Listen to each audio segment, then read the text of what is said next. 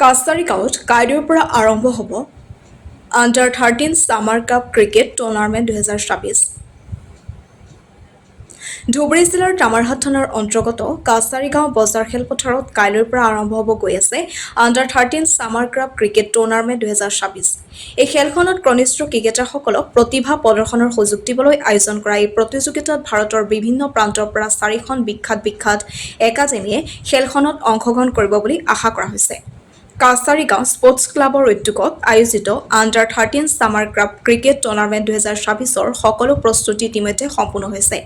প্ৰতিযোগিতাখনত MSD sports academy, Blockganj cricket academy, Chilahana sports academy আৰু Daraj cricket একাডেমীয়ে অংশগ্ৰহণ কৰিব বুলি আয়োজক সমিতিয়ে জনাইছে।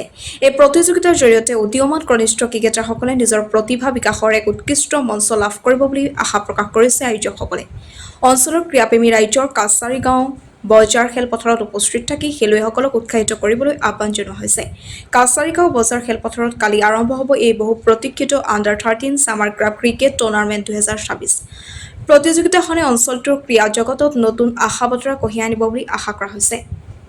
শ্ৰদ্ধেয় ৰাইজ, অহাকালি অৰ্থাৎ 26/7/2024 ইং তাৰিখ দেওবাৰ দিনা পুৱা 10 বজাৰ লগে লগে কাছাৰীগাঁও ফুটবল খেলপথাৰত এখন চাৰিওদলীয় নকআউট ক্ৰিকেট খেলৰ আয়োজন কৰা হৈছে আৰু এই খেলটো আয়োজন কৰিছে কাছাৰীগাঁও স্পৰ্টছ ক্লাবে। গতিকে সমূহ ৰাইজক আহ্বান কৰা হ'ল যে আপোনালোকে আহি খেলখন উপভোগ কৰক।